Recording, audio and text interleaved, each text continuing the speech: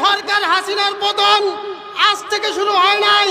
এই হাসিনার পতন তো ওই দিন থেকে শুরু হয়েছে যেই দিন বাংলার জমিনে আমার শায়েখ মুফতি ফয়জুল করিমের শরীর থেকে রক্ত ঝরেছে, চোখর থেকে অশ্রু ঝরেছিল।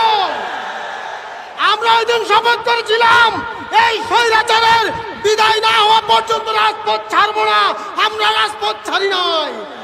আজকে যে আন্দোলনের কারণে সরকার স্বৈরাচার শেখ হাসিনা পলাইতে বাধ্য হয়েছিল, এই আন্দোলনের মহানায়ক ছিল নায়েব আমিনুল মুজাহিদিন মুফতি ফয়জুল করিম, ঠিক কিনা?